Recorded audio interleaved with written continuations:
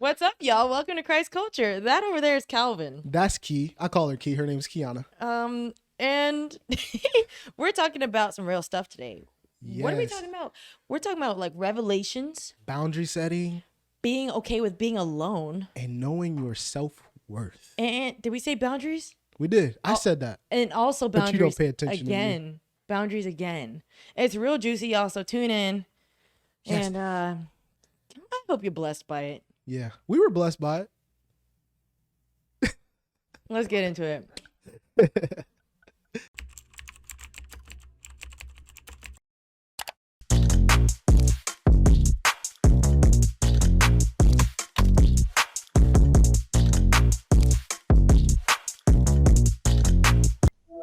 How's your day? How's your week? That's a better question. How's your week been? It's been It's been yeah, I've been wrestling with God about something for a while, and yeah, this week it was intense. Well, the last 2 weeks I would say it was intense. So yeah. You know what I'm gonna ask you? What? To be specific. Don't leave it hanging like that. What's been going on, Calvin? A lot. Okay. So let me ask you this question. Let me come back at you with a question. We want to start off like that. Have you ever felt like God was pushing you to do something or releasing you to do something and you were super hesitant about it? Almost like either you think you're going to mess up part of his plan or purpose for your life, or almost like you're taking something that's you're trying to figure out if you're making it up and then putting his endorsement on it, or if it's actually coming from him. Yeah.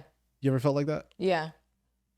I think we're saying the same thing if I say sometimes I feel like he's giving me something and then I put my own will on it. Mm-hmm. And then I start to question what I'm doing as a whole. Right. Because I'm like, well, do I have the right intentions then? Knowing that this is what you're having me wanting me to do. Yeah.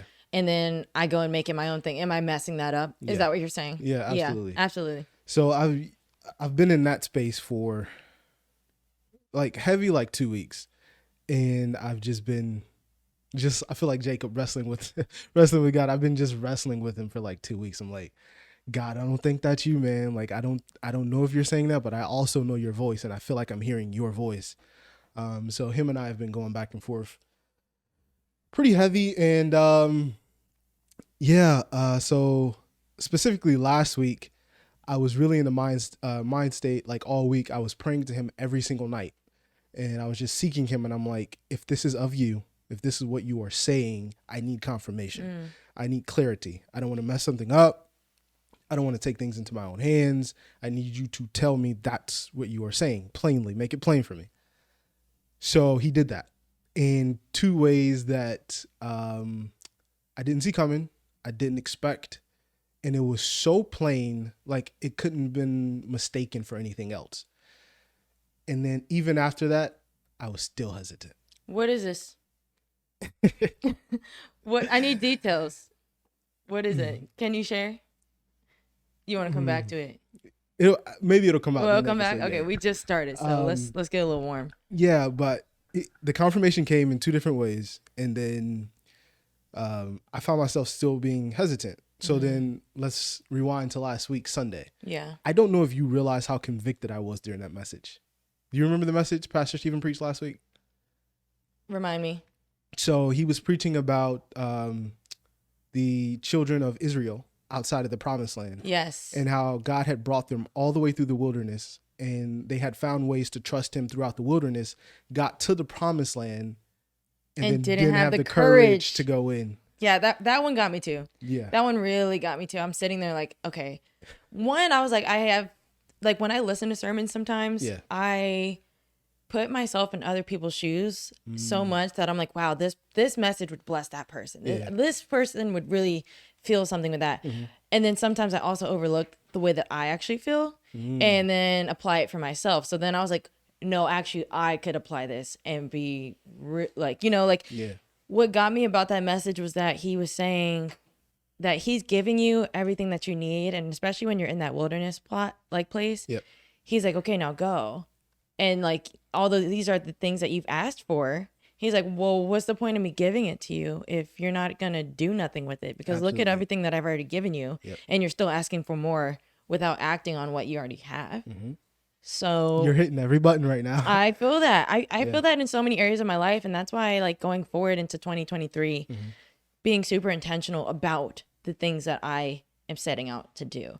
Not because I want to do them, but more because God is giving it to me through vision. And I want to actually do it and not freak myself out because I'm scared. Or because I feel like I'm going to fail or whatever it is, because you can't fail if God gives it to you. Right. So back to you. That's the exact space I've been in. And like I said, even after he gave me the confirmation that I asked him for, I was like, okay. And I got ready to take the step and I'm like, nah. Like, you've been too good to me. I don't want to mess anything up. And it just put me in a place of being like almost stuck. And then we're sitting here watching that message last week, and Pastor Stephen's looking at me saying, stop praying for clarity and start praying for courage. Like, I don't know if you noticed, like, I stopped taking notes. I had to put my phone down. I was like sitting on the edge of my chair. I was like, why are you yelling at me? What is happening right now? And so I've just been seeking him a lot. I told you I took a break from everything. And I wanted to hear his voice very clearly. Can you talk about that break? Because that actually inspired me a little bit. You told me for 5 seconds, but break? When was this? Friday, I was just kind of praying to him, seeking him about the same thing. And I was like, you know what? I want to make sure that I am hearing you one way or the other. So I decided I was going to not watch anything, no TV shows, no sermons like I usually do, no music, and no social media. So literally nothing coming in except for his voice. That was Friday. It's like Friday evening, nightish. And I did that all the way through yesterday, maybe 8:00 last night. So it was a little over 24 hours I did that. So I literally spent a lot of time just sitting on my couch in complete quiet. I read the Bible a lot. He led me to the story of Gideon. So I was reading about Gideon. He led me to the story of Ruth. So I was reading about Ruth's story and Ruth and Boaz. And so I read through that. And I was just spending time with him, trying to hear whatever he was going to say. And you know the crazy thing, Key? What? He didn't say anything. He didn't say anything until like late last night. And I was like, God, I don't think I heard anything. And he was like, yeah, because I already told you. I was like, and if I'm just being completely open and honest, I think it's because the reason I wanted to hear from him is because I was hoping that he would tell me that it was me and that I was not hearing his voice and give me a way out. And he didn't do it. Wow. Yeah. So that's where I am. That's how my week has been. And So were you like searching for answers, or like you wanted, like, what if, even if he did tell you like, okay, it's you're doing that, you can't hear me. Yeah. What would that change?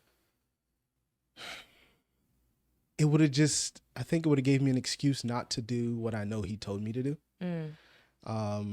What he showed me, what he presented to me. And it was just something that I wasn't looking for, man. I wasn't looking for it. And he just was like, hey. And I was like, okay, I guess. You sure? And he's like, yeah. So I think I was just looking for a way out. And he really just had to remind me who I was, which is part of what we wanted to get into today, about who you are, knowing your worth, having that confidence. And he really he took me, I have a story. So I usually don't look at my notes while we talk, but I had to because I needed to present it in a certain way. And he took me back through my story, and the way that God orchestrates it is beyond comprehension, the way he pulls strings in your life. And he just showed me some stuff, and so I figured we'd talk about it today. Great. Yeah. I'm trying to get juicy in this episode. Okay. Okay? Because I know once we talk more specifically about things, yeah, it opens the door to bless other people. It does. You know, so we're going to get real specific. Okay. You know, we're going to get we can a little deep. So, we're supposed to record 2 episodes today, but we'll see how that works out. Yeah, it's going to be a part 1, part 2 of the same topic. Right. So, yeah, we wanted to talk about self-worth today, self-love, the idea of getting over self-doubt, because that's a big vessel that holds us back a lot. Yep. And then, yeah, I think that's a huge topic, especially in today's climate, because we're so big and focused on mental health. Yes. Which is, I think, goes hand in hand with self-worth and understanding yourself in a whole, right? Yeah. Because if we don't understand who we are as a person, what are we standing up for? Like that saying is like, if you can't stand for anything, you'll stand for. If you don't stand for something, you'll stand for anything. Exactly. So it's kind of the same thing with yourself. Yeah. So. Yeah. Yeah. Where do we start with that? I was thinking maybe we could do story time today. How you feel about that? I like a story time. You like story time? I do like a story time. So my story is kind of, I don't want to say long, but it's a lot.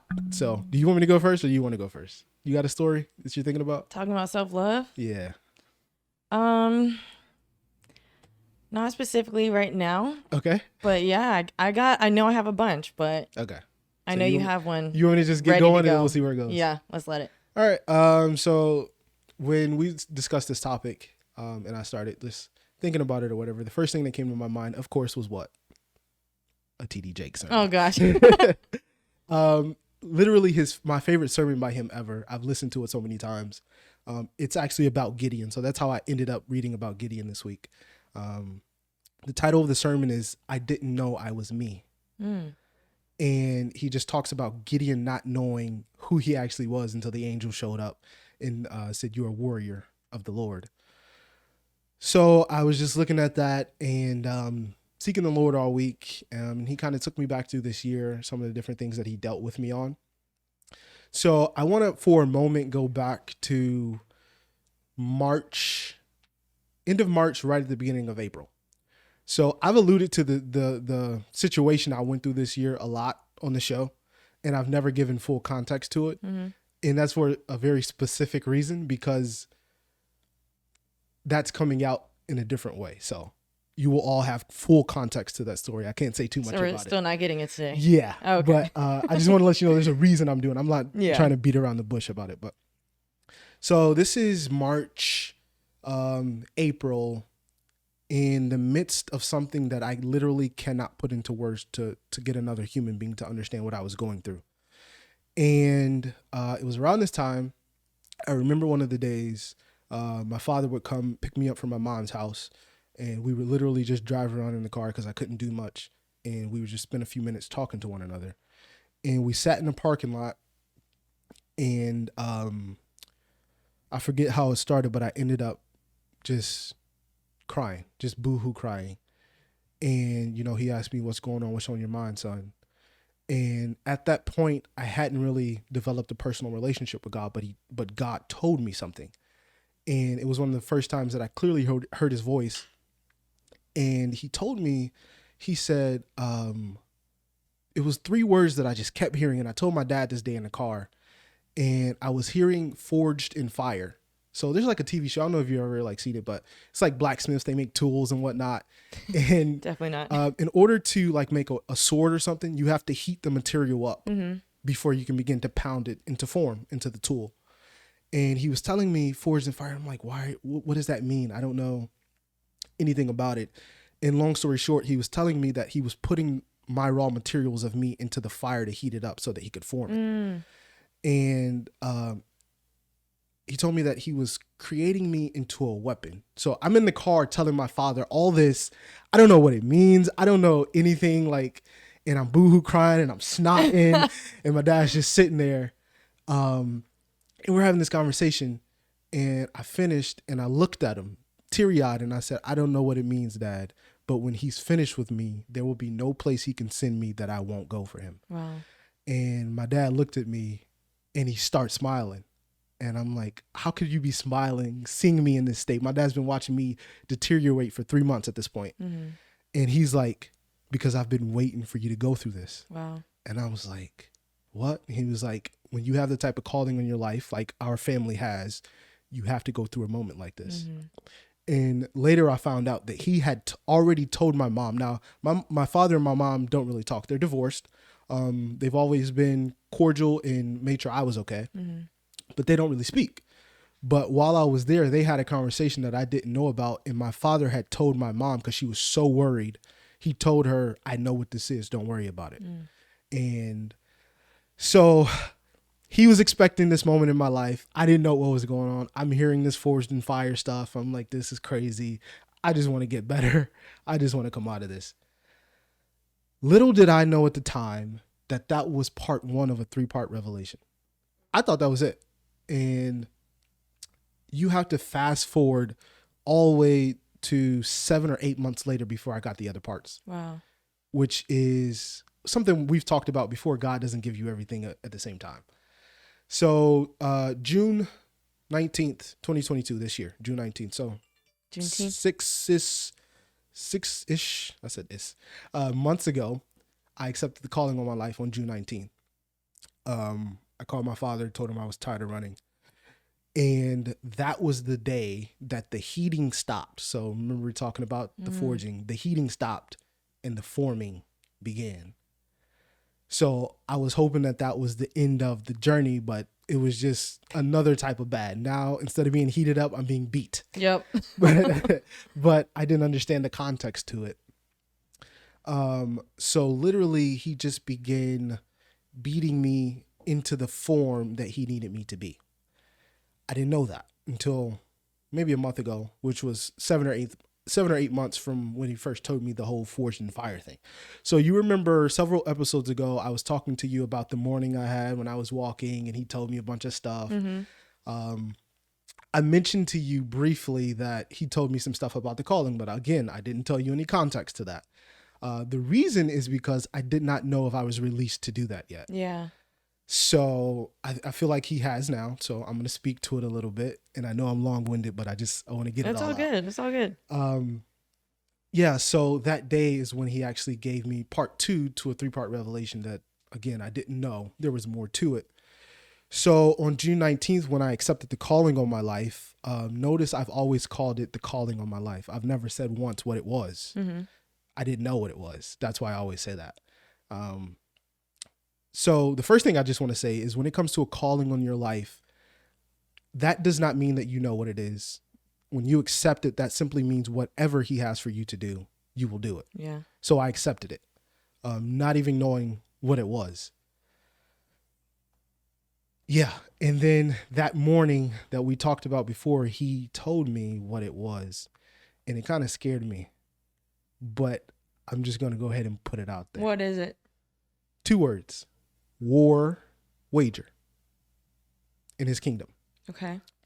So he kind of told me this, and I'm like, okay, what does it mean? So I need more context.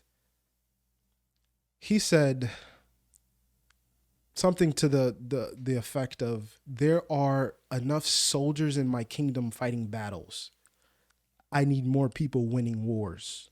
Mm. And I was like, that's a big responsibility. He said, I need champions. So yeah. And he said, the thing that I've been putting you through this year is because I needed you to have combat experience in order to do what I was going to tell you to do. So what he showed me was, why he said war wager, was literally he showed me walking into businesses, homes, people's relationships, communities, and them literally handing over issues that are plaguing them, things that are plaguing the community, problems that they're having in the church, or whatever it is, them handing it over to me and my war team, and we literally declare war on it and help to fix the issue. So he's telling me all this stuff, and I'm like, man, that's a lot. Like, I was like, that's a lot. And yeah, he was forming me into this whole weapon thing, and that was part 2 to that whole revelation, that I am to be a war wager in his kingdom. So I don't know if the team noticed, but maybe when was that episode? I don't know, maybe a month and a half ago. Yeah, it was one of the first. Something switched in me after he told me that. And my focus narrowed so much. I don't know if you guys saw the intensity switch in me. Like texts started to come out all the time. I started doing a bunch of stuff. It was because of that. It was like he had released me. He was like, you can begin to walk in what? Wow. I told you. Wow. So that's why that happened. So yeah, I feel like I'm always at war, which is a good thing because he prepared me for it.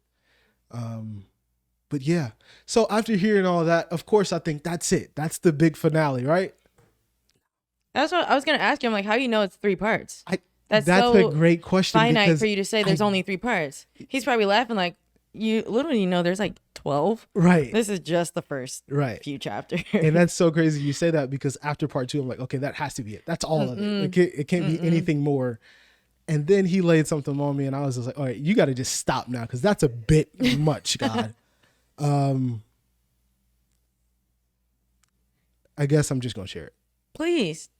Let us in. So the whole forging part, right? So I told you the heating up stopped whenever, June. And the forming part began, the beating of the material.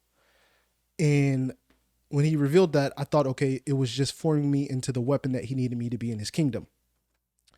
But around that time, I also began praying to him other prayers specifically about a relationship with another person. And I was praying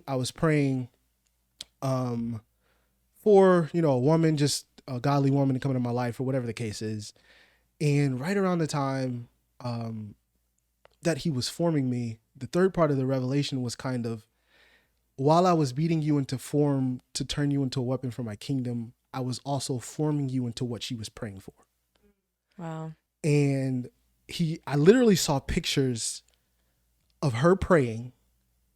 And every time she would pray a prayer of what she wanted in a man, he would swing the hammer on me again. Wow. That's powerful. Yeah. And he was just showing me that back and forth. And he was like, every time she discovered something about herself, and, certain things that she would need in another individual, I swung the hammer on you again.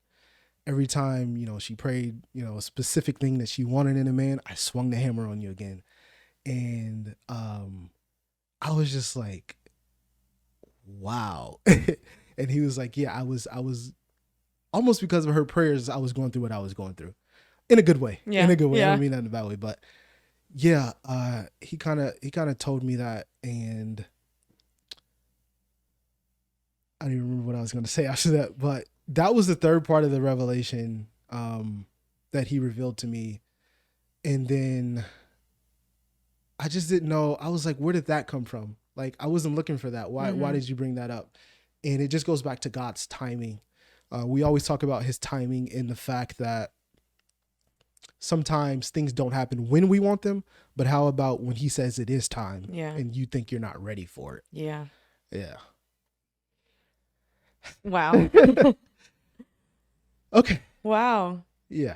I thought after part 2 it was over with, and then he dropped part 3 of the Revelation mixtape on me. Yeah. And it's going to keep happening, just so you know. It is. I know it is. Just be ready. I've accepted that now, so. Okay. Yeah. Yeah, I think that's key to accepting. Okay, would you feel like you need a revelation like that to understand your purpose? Do you think your purpose comes from you understanding, putting yourself in the posture to receive, and then fully accepting unconditionally to understand what your purpose is? Do you think that's correlated? I think in a way. So going back to what I said, accepting the calling means you'll do whatever he tells you to do, regardless of what it is. So I think definitely revelation is required for operating in your purpose with precision. So I knew innately that part of my purpose was to speak out his word to people, to bring people closer to Christ, to, share my testimony. That's kind of the surface level stuff. Yeah. But to get into operating specifically what he wants me to do in his kingdom, I think that requires further revelation. Oh yeah. Yeah. Absolutely. Because you can't just get advice from really anybody, because they have their own experiences and they're not God. I mean, maybe if they're speaking through the Spirit. Yeah, I can get and sometimes he will counsel. send another person. Yeah, of course. Okay.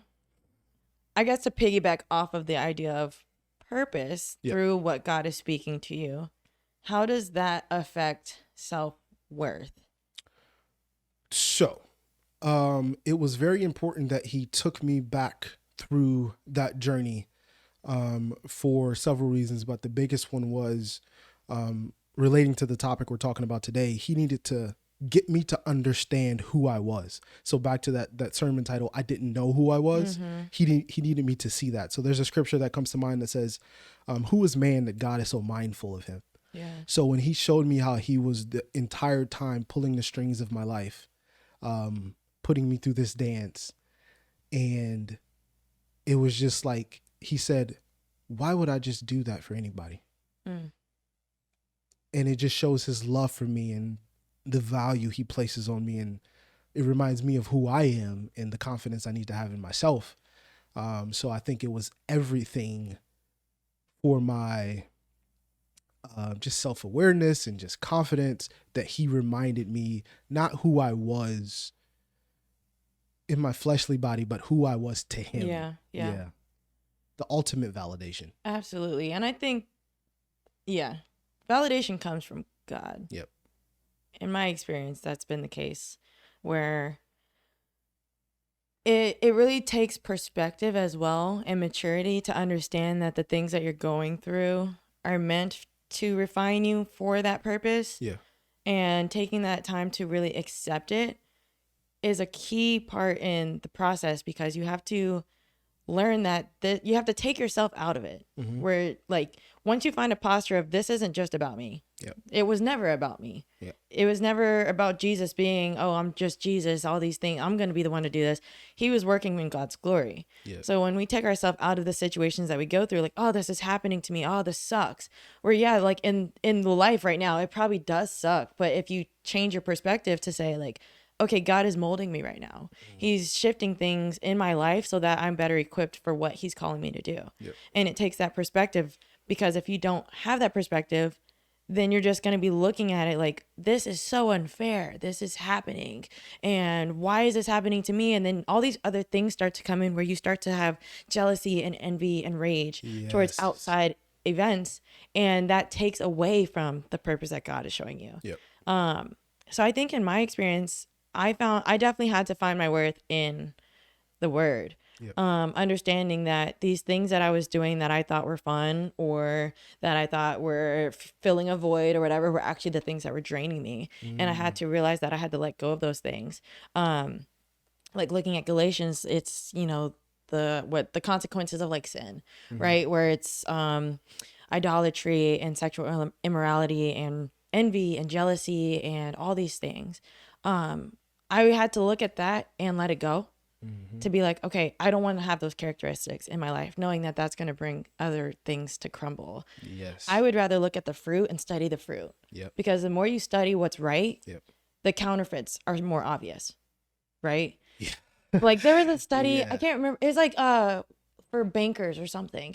They don't study what fake money looks like. They study what real money looks like. So then if somebody comes in and gives them, say, like Monopoly money, they're going to be like, oh, this is counterfeit. I don't even need to know. Have to look at it a lot. Yeah, like I'm studying the real thing so much that the fake thing is so obvious.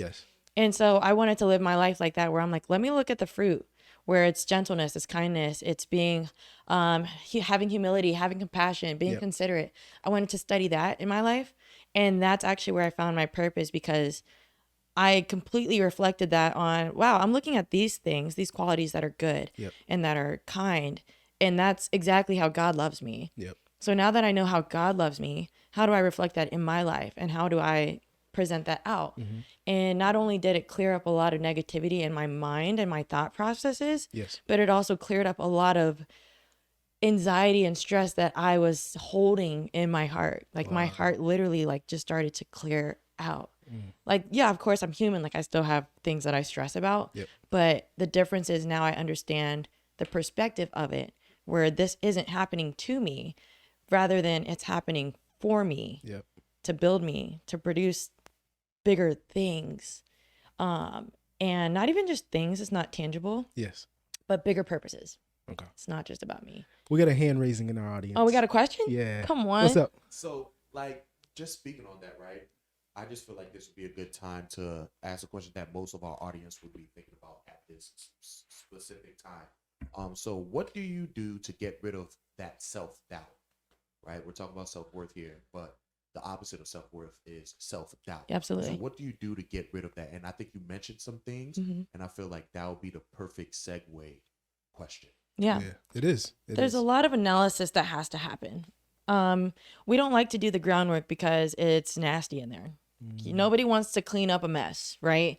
And if we have a mess in our hearts, especially if we don't like confrontation, it's going to be hard to even have confrontation with yourself because those are hard conversations that have to happen. So it's like, say there's a mess on the floor. Like I had a bag of trash and then the bottom of the bag just busted open. And it's like, ew, there's a lot of slimy stuff in there. I got to clean it. And like, you just look at it and it's like, I don't want to clean that. Wow. It's going to start to fester and it's going to start to stink. It's going to invite rodents in and it's going to be even worse if the more you let it sit there. Yeah. So taking analysis for me looked like journaling, where I have a journal that I actually completed, which I completed that this year. It took me 2 years to finish it. I started it during the pandemic when I was at one of my lowest points. Yeah. And I just felt like I couldn't talk to anybody. I couldn't explain to anybody. And even if I did find myself explaining it, it didn't hit the depth of what I was feeling. Can you just stay right there for a second? Because that is so big when you're going through something and you can't even find the words to get another person to understand what you're feeling. You can't fathom the weight of what this is feeling like. And then you almost get to the point to where you say, I'm just going to stop talking about it because I feel like I'm doing myself a disservice because I can't accurately say what I'm going through. Yeah. So then I put a picture in your mind of what I'm going through that's not accurate with what I'm feeling. Because then they even interpret it a different way. Yep. And some people's listening styles, they'll be like, oh, they're wanting advice right now. Let me tell you all the things that you need to do. And it's like, I don't need your advice. I just want somebody to listen.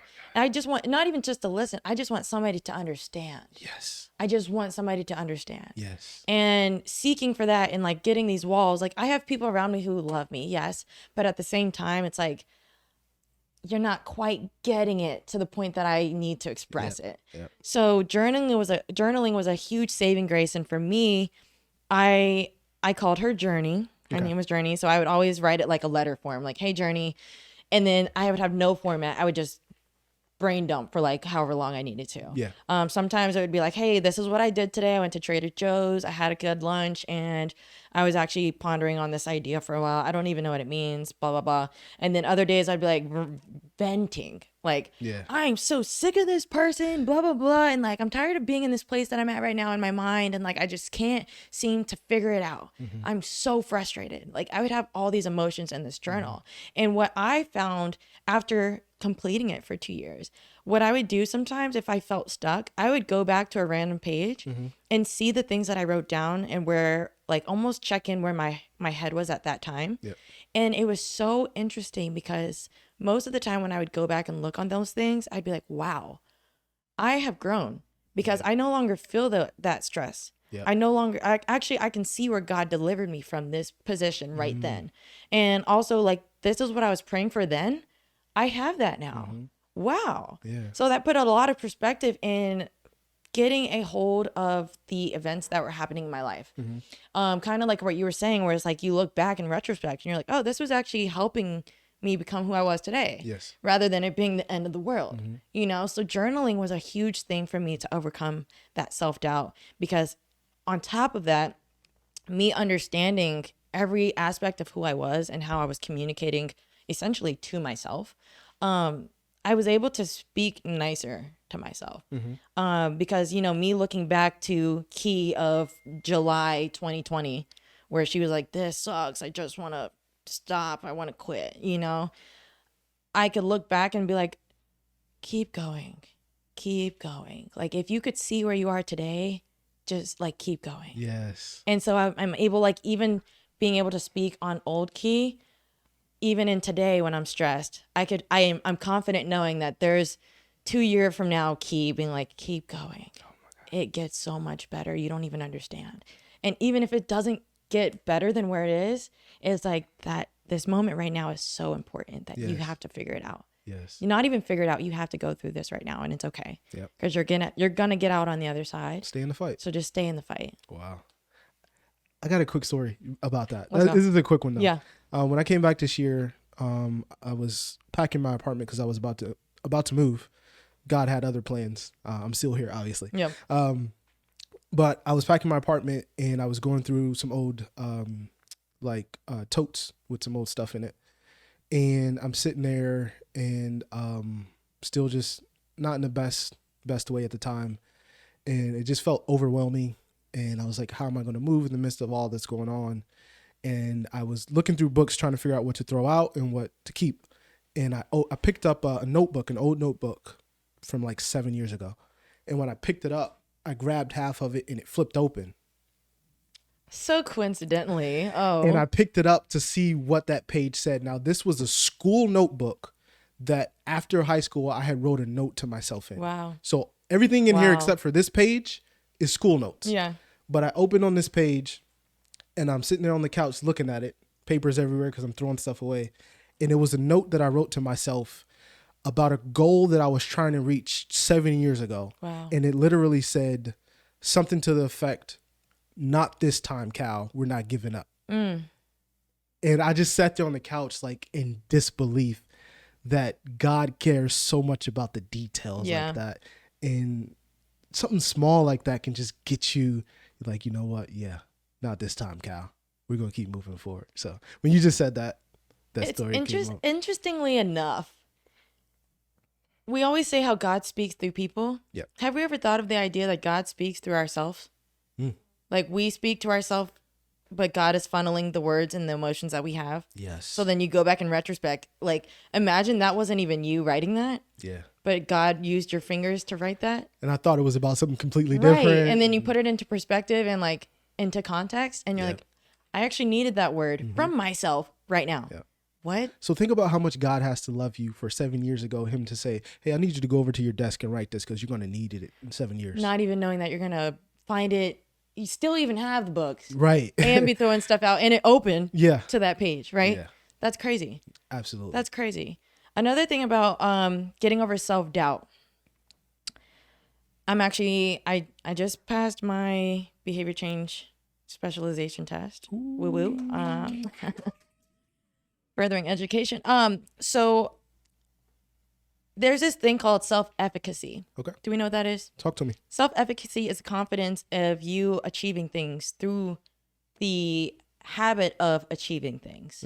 So if, say, I have a client, fitness client, right? And she's overweight, whatever it is, and she hasn't worked out in years, maybe not even worked out ever in life. And I'm saying, okay, girl, give me 10 push-ups. And she goes, I can't do 10 push-ups. That's low self-esteem and her self-efficacy. That's her saying, I've never done these push-ups. I have no confidence knowing that I can produce 10 push-ups right now, right? And so I say, okay, that's fine. I don't necessarily expect you to do 10 push-ups after never exercising in your life. Right. Let's start with 1. Let's just go to your plank position, bend your elbows as much as you can, and then press back up. Yep. And I'm saying, if I lower the expectation to say, hey, just give me 1, and she does that and she nails it, then she's going to be like, oh, wow, I can do 1 push-up. I can do 1 push-up. She might go, it might not be that big of a deal. I'm using an analogy, right? But she'll go around and be like, I did 1 push-up. That's a win. That's a daily win. I call them daily wins. Okay. Where I'm like, what's your daily win for today? Just give me 1 thing. Yeah. Puts that mindfulness back into your brain of like, I did something right today, right? So then next time, maybe give it a week. I'll be like, all right, girl, give me 2 push-ups today. I want you to nail that 1 and then just give me 1 extra one. Just 1. And she'll be like, I'm like, you got it. Let's just do it. And she gives me 2. Now she's like, I can do 2 push-ups. So her confidence is building because she's been able to perform in a way that she was successful. Yeah. So the same thing with our self-doubt. When we say I can't do something, that's doubt, right? It's the belief that you are not confident in achieving.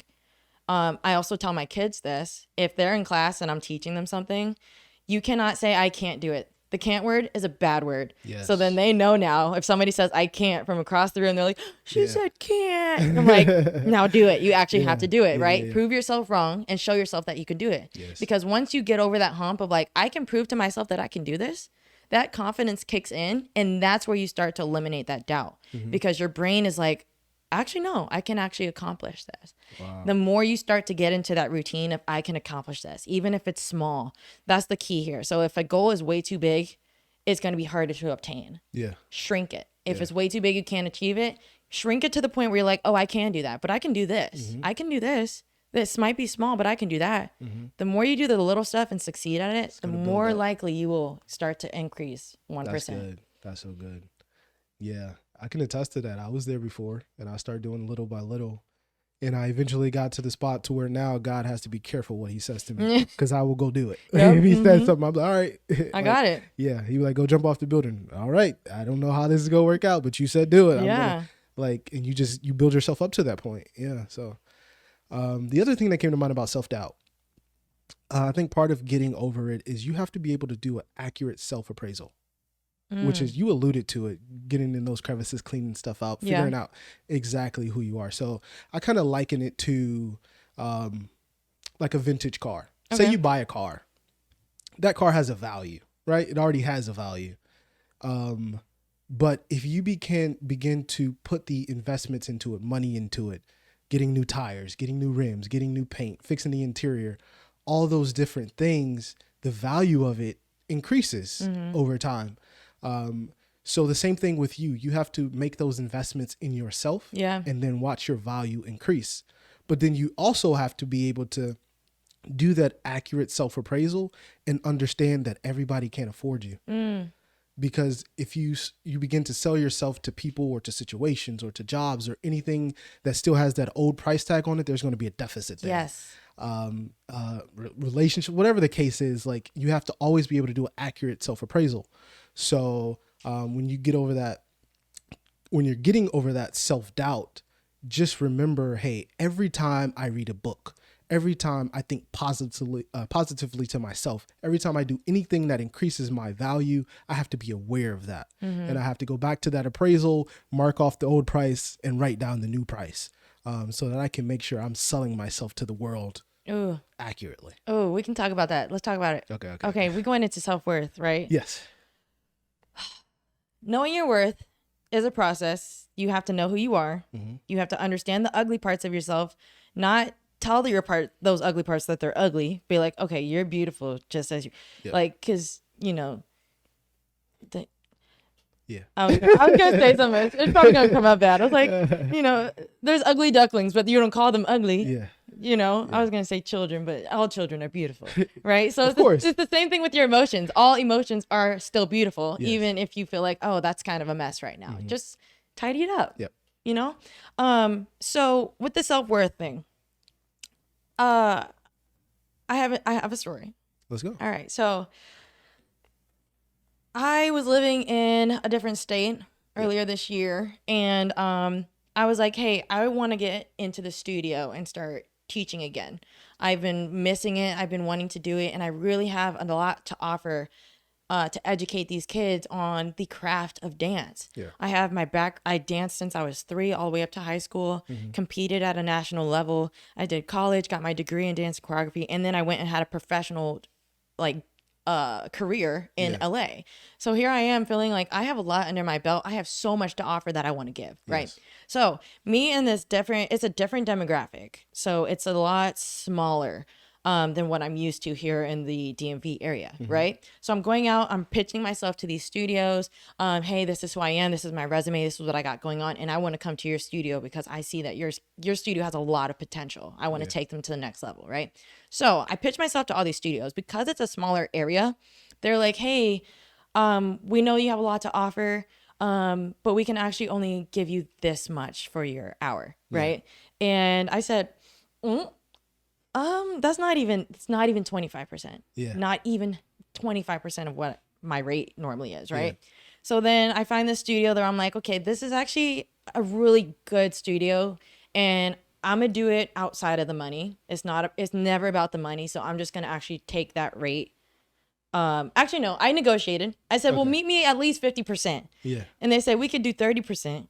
I said, you know what? He said, God, is this from you? Right, exactly. And that's where I also had a revelation where I was like, you know, God, I've always been in this mindset of if I'm not doing it for the check, I'm not going to do it at all. Yep. And that robbed me of certain opportunities or experiences because I was in it for the money. Yes. You know what I'm saying? So at this point in my life, I was like, you know what? I'm not going to do this for the money. I'm actually going to do this just to sow into the kids. If they give me 30%, I'm going to be grateful. Yeah. You know, I can find another job somewhere else and do something else, but I'm just going to do this for the sake of teaching. So I took it and I did that. And oddly enough, even with all the expertise that I wanted to offer, the kids weren't showing up to class.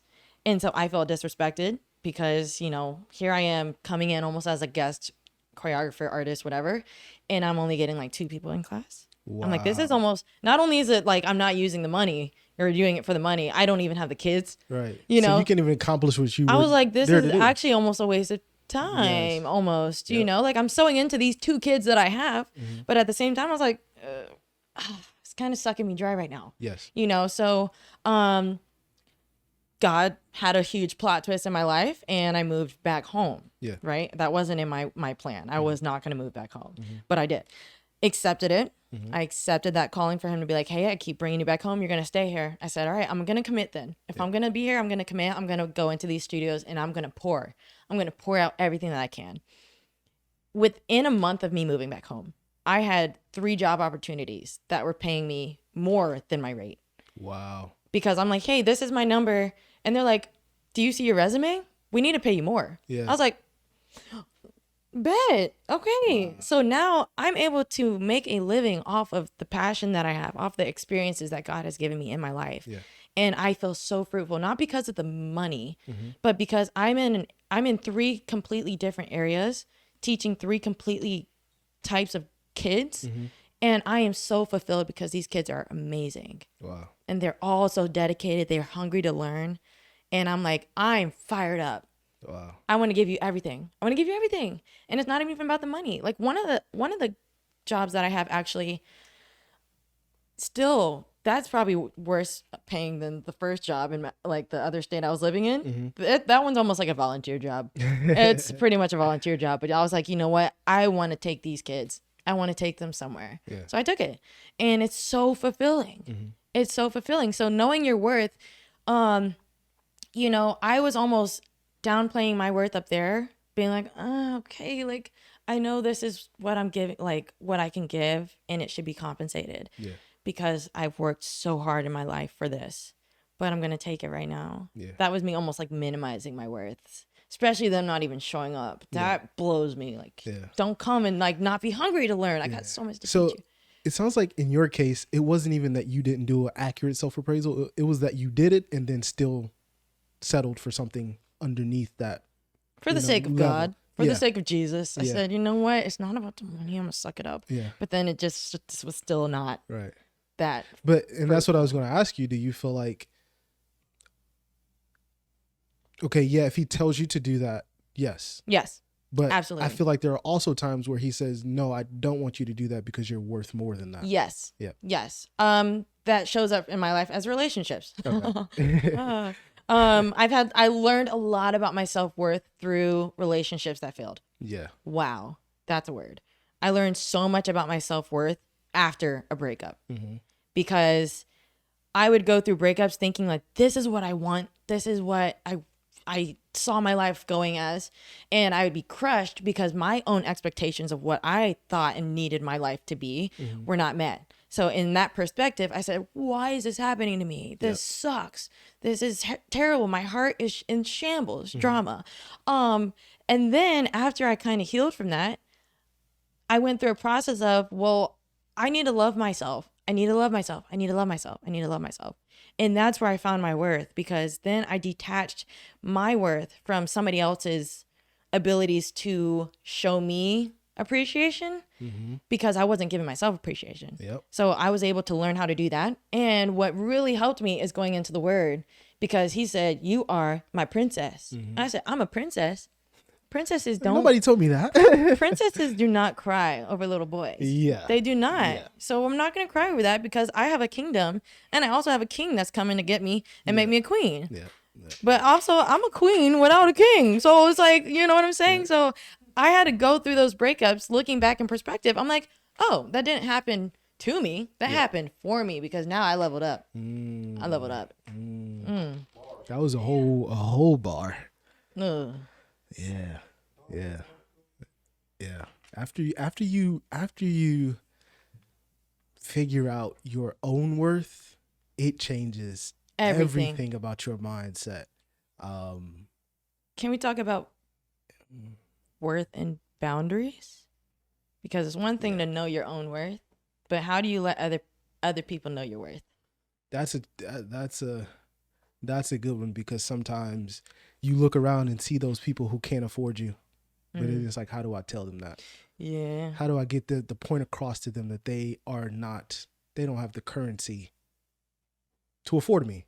And it's not in a cocky way. It's not in a bad way. It's just when you submit yourself to God and he begins to pour into you and invest into you, your value increases.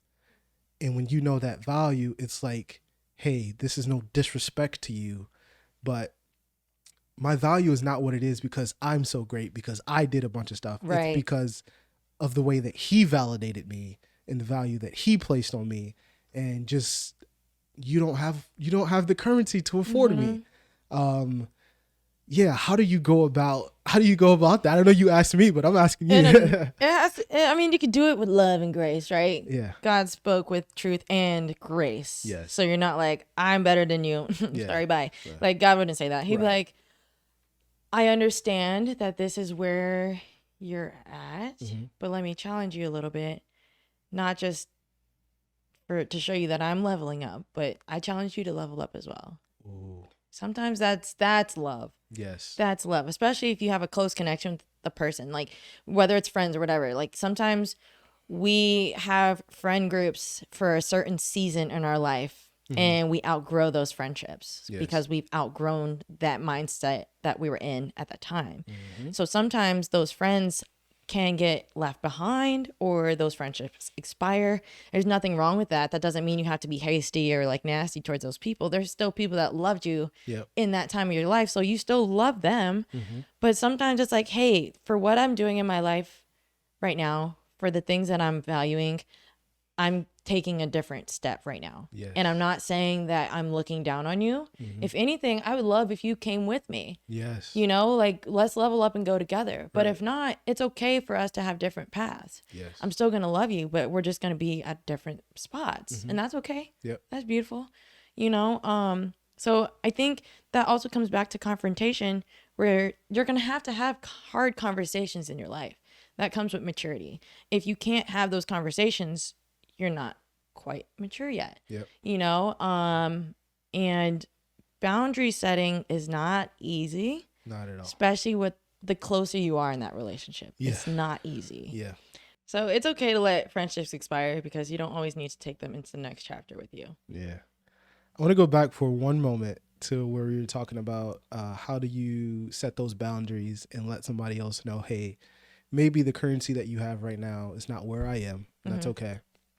But what about when you do find other individuals or people around you who you do feel like can afford you, and meet you where you are? How do you interact with those individuals? Exactly as you are. There's a saying that you are an average of your 5 closest friends. Yep. So if you look around and see your friends are not up to much, they're out here just sitting at the house, they don't have much ambition. Yeah. You're not much better than them if that's your people. Yeah. You know? So it depends on who you surround yourself with. And if you want to elevate, you get yourself uncomfortable and get into higher elevated rooms. Yeah. So what are you asking? Like, how do you maneuver through those relationships? Yeah. Just in contrast to, we talked about how do you, interact with people who you may not feel are there. But on the other side, there are sometimes people who you feel like are there and you want to, be closer with them or whatever the case is. So how do you go about that? Just as you invest in yourself, you invest into those relationships. Yeah. So it's not just, oh, these people are serving me, let me just receive everything. You need to step up and also be the one that's serving those around you. Yeah. And that there's no wrong way to serve. Like, even the people who might not be at your same elevation, you can still serve them. So it's not like I got to cut you off, you can't be in my life at all. It's like you can still hang out with them, which maybe the way that you guys hang out might be different. It might look different. And then you might also be like, hey, let me send this encouraging text. It might just be small, just little gestures, whatever it is. Like, invest into those relationships, because that's what's going to keep building new ideals and new perspectives. And that's how you grow. Yeah. You grow, you bounce off of other people. So you just keep investing so you can offer something to the table for them as well. Reciprocity. That's right. Yeah. I got that word from TD Jakes. Yeah. I forgot what I was going to say. Oh, great. Yeah. You got something else to bail me out or no? Yeah. Or do I just have to sit here and marinate? Stop marinate. We're talking about boundaries. Showing your worth to other people, showing your worth to yourself. Yep. What's another way that we can feel worthy? We're both single, right? Yep. How can you feel worthy in your single alone seasons, in your seasons of isolation, to put it in spirit terms? Worthy of just anything. Because I know sometimes looking at perspective, you can be either lonely or you can be alone. Yeah. They have two very different definitions. For sure. So, in speaking on our times of isolation or being like on our own, how can you differentiate those two? I actually watched a show called Alone. That's so crazy. Okay. And they are literally alone. They drop them in the middle of the wilderness with a camera and they say, hey, film yourself until you quit, basically. It's like survival? Yeah. Survivor? So they're out there by themselves. And when you are alone, you are literally alone, which means that there are no options available to you, no resources available to you to have that company, that fellowship, whatever the case is. When you are lonely, you can be surrounded. I can be in a room with all of you and be lonely. Wow, yeah. That's real. Yeah, so lonely can be, I am lonely in my emotions. I am lonely in where I am in life. I am lonely at my job. Alone is a state. Lonely is a mindset, I would say. Ooh. Yeah. Yeah. Yeah, that's what I feel that. I feel that. I think it's a nice topic to hit because we in the middle of the winter. Yeah. When people like to hibernate. Yeah. And do what Mike Todd calls cuffing season. Yes. All right. So finding I don't even know the word, contentment. Yes. I think that's what it is. Mm-hmm. Finding contentment with your aloneness. Yep. And for reassurance, you're never actually quite alone. Mm-hmm. Me, myself, and I, but like also you have the Spirit of God. You also have people around you, whether you believe it or not. Yep. You're never alone. And there has to be, for me, I had to find confidence to be alone, because then if not, I would get wrapped up in FOMO. Mm-hmm. You know FOMO? No. Fear of missing out. I was going to just go with it. Yeah, FOMO. That's a nice word. You word. said it before. Yeah. So if I'm not content with where I am in my life, who I am, and what God is moving through me in my season of isolation, then I will get caught up in what everybody else is doing. Yeah. So sometimes for me, in those seasons when I'm feeling that, like if, you can be alone and then also feel lonely, right? So like I could be like, oh no, I'm confident being by myself, but then I'm also like, dang, I kind of want that though. Yeah. That's okay. You can have those feelings. But for me, what I have to do when I'm feeling that, I can't fuel it. When I'm in that place where I'm starting to feel lonely, where I'm like, oh dang, this kind of sucks. I can't fuel that. Yep. So for me, I like to watch romance movies, especially during Christmas. It's like the cheesy Hallmark movies. Right. They always fall in love. My mom was talking about that yesterday. Like those are fun to watch. But when I'm in that state where I'm like, dang, this kind of sucks right now, my singleness, whatever, I can't fuel it by watching those types of movies. I maybe have to watch an action movie where people like shooting up cars or something. Yeah. Or scrolling on social media. Ooh, Holly was talking about that this morning. Yes, that's why when she was saying, I was like, that's real, girl. Yeah. I relate to that because social media is people putting their best foot forward, right? Yeah. So it's like, great, I'm so happy right now. I got this Christmas tree and I'm with my family and the love of my life and we're pregnant, we got babies, my dog. So then if I don't have those things, I'll start to feel a mindset of lack. Like I don't have enough. I don't have those things. And then that'll start to eat at my self-esteem, starting to bring it, oh, you're not good enough for that. You're not worthy of that. You're never going to have that. You're not good enough. That's when the devil comes in, which is why I can't entertain those thoughts when I have those lonely thoughts, because I have no control over where they're gonna go, my thoughts. So when I am starting to feel those things, I have to go the opposite way of being like, okay, what can I do that Kiana likes to do right now and where I'm gonna feel happy? Where can I kind of start to do things that I enjoy, or reading in the word of like, okay, who am I? I start to read Psalms. I start to talk to my friends and be like, oh my gosh, you're killing it right now, or whatever. Yeah. Like, let's just catch up and like have a conversation. Let's go out and get coffee or something. Yeah. So sulking is a dangerous place to be when we feel those negative things, because it feels good. It's actually like a drug. Yeah. It's almost like a dopamine. I don't know if that's the right chemical word for that, but it produces a hormone where that dopamine hit. It's like a drug where it's like, dang, this is numbing me out right now. I just want to sit here and be sad. Yeah. We was having real life technical issues, but we back now. So basically, when you're feeling sad or feeling lonely or whatever, do not entertain those thoughts, because you cannot control the emotions that come with it. Absolutely. And it's hard to get out of rabbit holes like that. So instead of filling yourself with things that you know are going to make you sadder, go and do things that you enjoy. Go be around people that you know love you, and just remember all the things that you actually do have. Yeah. I want to play devil's advocate for just a moment. Okay. Not necessarily to disagree, just a different perspective, because there's a path you can go down in doing that where you can also distract yourself. And instead of dealing with the things you're trying to avoid them. Yeah. And so it's important to know, like we were talking about in those single seasons, to also realize you don't have to be in that season forever. So you can become content in it as long as you need to be content, but you can also get to the point to where you understand, hey, I don't need to be here anymore. Yeah. And maybe now it's time for me to start seeking out what God actually wants from me in this area.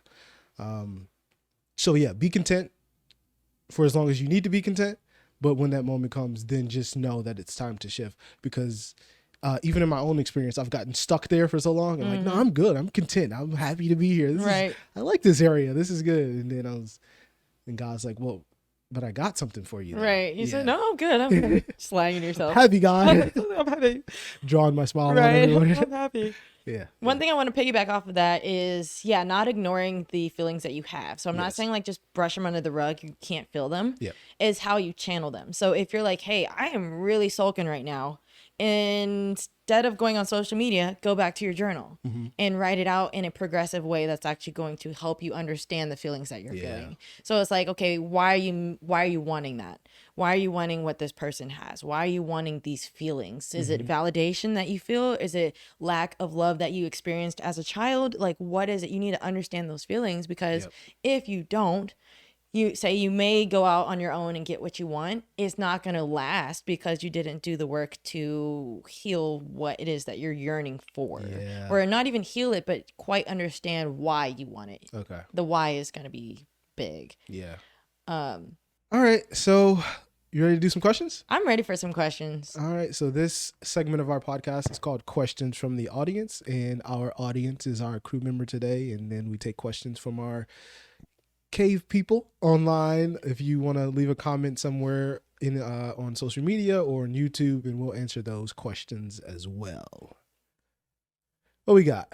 So, what would you be capable of if you had the confidence you desired? That's dangerous. I don't even know. Ooh. Well, I said earlier, God has to be careful what he tells me now. Because with every passing day, my confidence is growing. With every day that I make it through and I see that how much I can accomplish with God, my confidence grows. And like, he has to temper what he tells me to do now. Because like I said, I will go do it.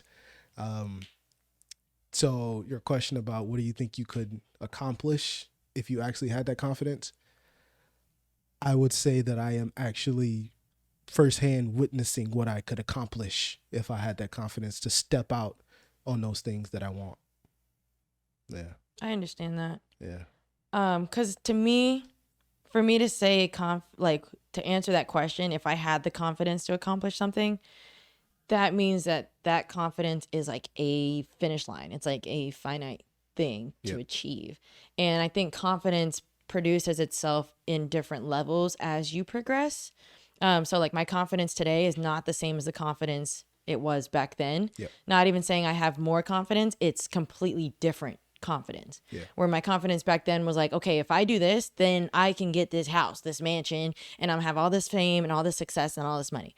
That's not confidence in my eyes today. Yeah. Today, my confidence is how can I be obedient and actually act on what God is moving me to do. Yeah. We went out, the girls, the cave girls went out.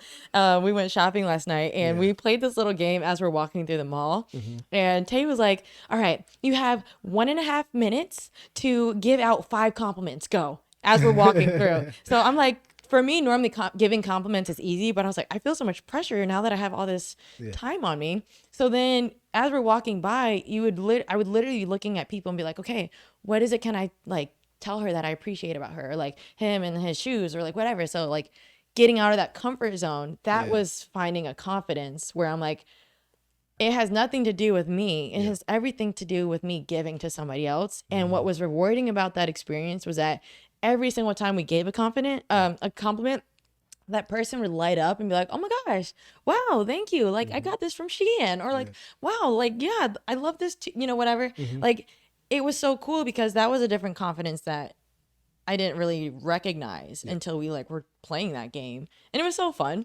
We were all doing it. It was kind of fun. Wow. But yeah, like confidence is something that is achieved over time and is always evolving to the chapter of life you're in. Mm-hmm.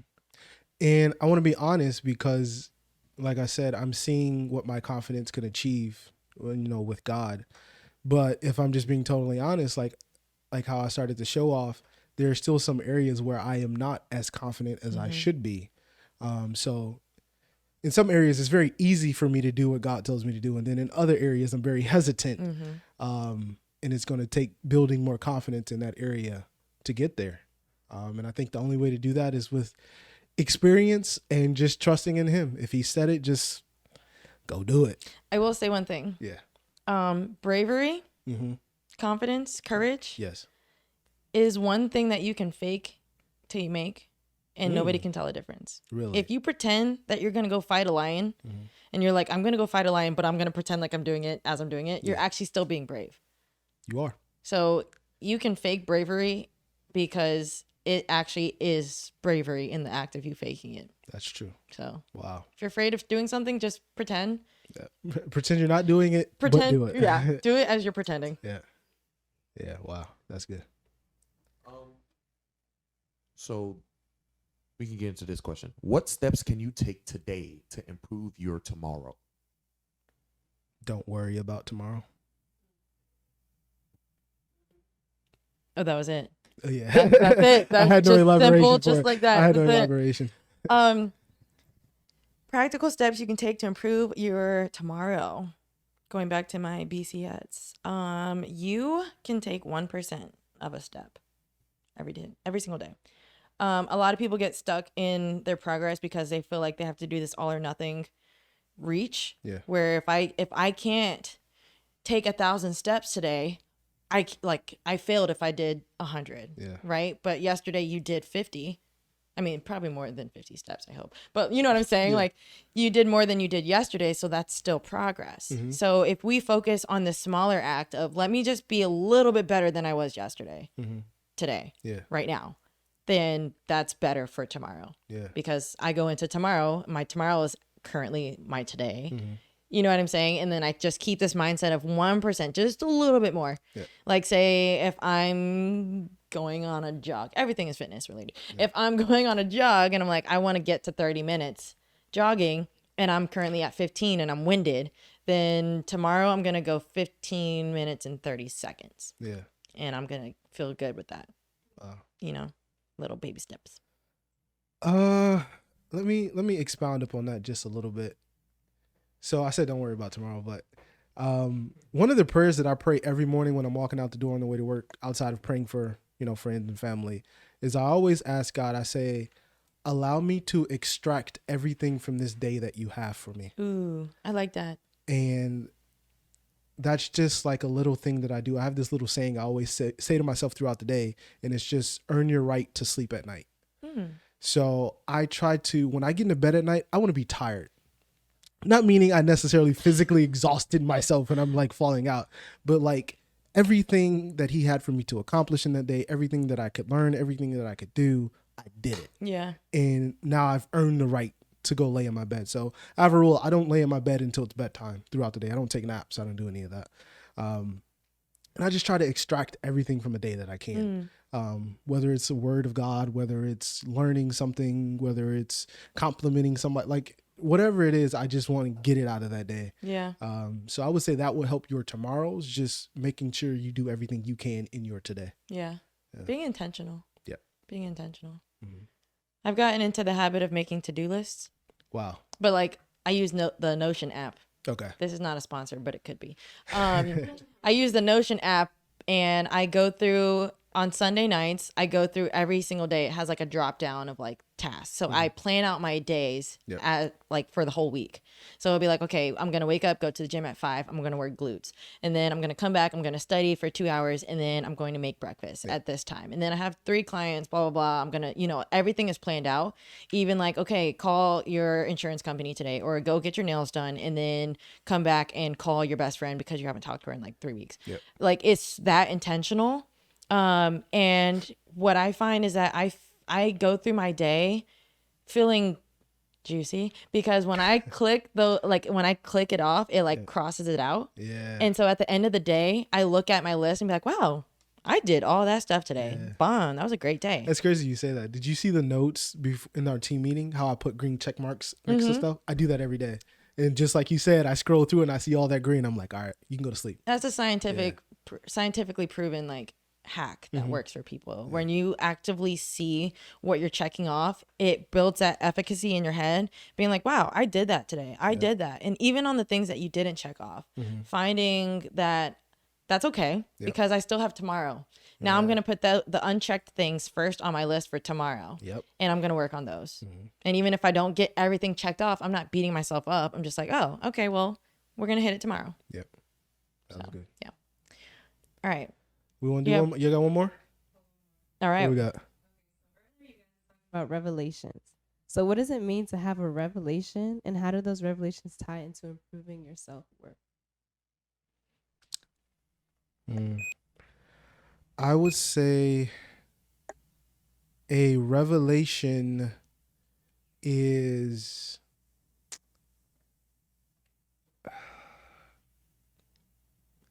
context to a promise or a word from God. It's just context. So like I said earlier, he had given me a small part of it, but I didn't have context. He told me I had a calling on my life, but I didn't know what the calling was. So the revelation brings context to what he says or what the promise is. How does that tie into your self-worth? It just literally tells you who you are. I think there's a saying something like the greatest day of your life is the day you find out what you're meant to do or something like that. So it brings you to that point of understanding in totality who you are as a person, as a man, as a woman, in the kingdom of God. It just brings that validation. It brings that understanding, I think is the word I'm looking for. Yeah. That full understanding of who you are. Beautifully said. Beautifully said. Thank you.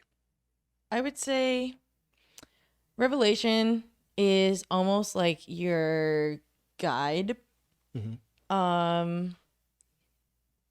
It's almost analogy. It's almost like the yellow brick road where you're like, I'm out here, I'm trying to get to the wizard, blah, blah, blah. I'm trying to get to this place that I feel like I need to go.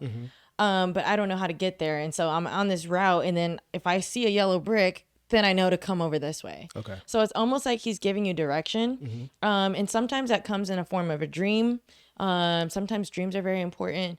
Sometimes it comes through like somebody giving you an idea and like you sit on it and you can't stop thinking about it. Like when it's constantly in your mind for the better. So much that it motivates you and encourages you to make steps that you normally probably wouldn't. And using that as your guide is what's going to funnel you towards the things that you feel will help other people. I always believe that purpose is helping somebody in some way or another. Usually through the crafts that you're most passionate about, because those are your gifts, your talents that God is like, well, this is going to be your vessel now. This is going to be your vehicle to get you to the place where I'm trying to get you. I gave you the vehicle. Now you have to type it into GPS on like which route you're going to go. Either route you take is going to get you there. Some might take longer. Some might be a little bit more miles to get you there, but you're still going to get there. It's just a matter on like, all right, how are you going to use what I'm giving you? So yeah, posturing yourself to hear that revelation, that clarity, and being bold enough to be brave. I heard something while you were talking, which is often the case. What is it? I heard a revelation is a reveal. Ooh. Like gender, you know how they do gender reveals? The couple knows that they're going to have a baby, but they don't know what it is until the gender reveal. In a lot of ways, I think a revelation is like that. You can know that there is a promise or there is something there, but you don't know specifically what it is. So the revelation is kind of the revealing of what that thing is. Yeah. That's real. Revelation. Yeah. That's it there. SOS. SOS. This segment is called SOS, Scripture on the Spot, where we take a random scripture, breathed by the Holy Spirit, we say it out loud, and do a 1-minute sermon on it. On the spot. What you want to do? You want to go first? Read it first or say it first? Whatever you want. We need like a dice to be, or not a dice, but some type of. Whatever you want. I'll read it first. Okay. I'll read it first. Right. Rock, paper, scissors? Shoot. Yeah. Shoot. Okay. Rock, paper, scissors, shoot. Jesus. What does that mean? I don't know. That means I speak first? I speak first. Okay, go ahead. I love reading the Bible. I like story time. Me too. Open your Bibles, if you will, to Acts the 11th chapter. He be giving the whole passage. Yeah, I like to read the Bible. Acts the 11th chapter. I'm gonna read verse 1 through 7. Oh. Leave me alone. The apostles and the brothers throughout Judea heard that the Gentiles also had received the word of God. So when Peter went up to Jerusalem, the circumcised believers criticized him and said, "You went into the house of uncircumcised men and ate with them?" Peter began and explained everything to them precisely as it had happened. "I was in the city of Joppa praying, and in a trance I saw a vision. I saw something like a large sheet being let down from heaven by its 4 corners, and it came down to where I was. I looked into it and saw 4-footed animals of the earth, wild beasts, reptiles, and birds of the air. Then I heard a voice telling me, 'Get up, Peter, kill and eat.'" Revelations. That's what this title is. Okay. Revelations. Revelations. All right. So, sometimes we're going to have people in your life that's going to say, "Oh, I know the right way to do it because this is what I'm doing." Those are the people who are more so tied into religion or are maybe more closed off to their own perspectives. Now, if you are led by the Holy Spirit, nobody can tell you what to do. Yep. Nobody can tell you nothing, right? Yep. Because if God tells you, "Hey, this is what I'm doing for you, and this was what I need you to do to act on it," you need to almost have tunnel vision to be like, "I'm going to go straight to it," because there's going to be people who you think are on your side. Yes. That, oh, I believe in the same thing you do, but this is actually what you need to do. You're not my Lord. Don't tell me what to do. Ooh. Okay. So, he had a revelation, a clear direction from God to go and act on what he needed to do. He didn't ask questions. He didn't ask them questions. He said, "I'm going to go ahead and do this." And it was done. Ooh. Bars. Rise, Peter, slay, and eat. I like that scripture. Needed more time on that one. All right. Jonah. Jonah 2, verse 3. You hurled me into the depths, into the very heart of the seas, and the currents swirled about me. All your waves and breakers swept over me. I said, I have been banished from your sight, yet I will look again toward your holy temple. The engulfing waters threatened me. The deepened surrounded me. Seaweed was wrapped around my head. To the roots of the mountains I sank down. The earth beneath barred me in forever. But you, Lord my God, brought my life up from the pit. My title is When You Tell God You're in a Storm and He Replies, I Know. Sometimes God puts you in a controlled environment. You are in a simulated storm and you don't know it, because to you the rain is real, the wind is real. Everything that you're seeing is accurate, but God is in full control of it. In the Bible, Jesus got up and he rebuked the wind and the waves. The disciples were so terrified by what was going on, but what they didn't know is it was a controlled environment. He was in full control the entire time. Sometimes you have to question the storm that you are in and ask him, is this a storm caused by you or caused by the enemy? Because sometimes it's from him, and sometimes there's something in the storm that you need to extract.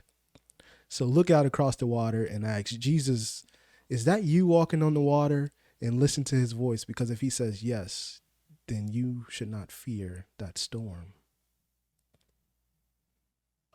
I always in like 2 seconds too. Like, dang. Amazing. That was beautiful. Whew. That was beautiful. Well, thank y'all. Thank y'all What for was that? tuning Epi in. number 8, 7? That was 8. 8. Epi number 8. Yeah. Next week is our season finale Yes. for the season 1. Ooh. Thank everybody for rocking with us so far. We Always. appreciate you for Bless sure. y'all. Please share. Yep. Please comment below if you're on YouTube or wherever you're listening. Yep. Let us Subscribe know. if you like our content. Yeah, let us know how you feel about it, how it's blessing you, or if it's blessing other people around you. We want to know how you guys are feeling. We want to connect with y'all. So reach out, and thank y'all for the support and the love. Catch y'all in next episode. I was about to say season 2. Not yet. Not yet. Peace.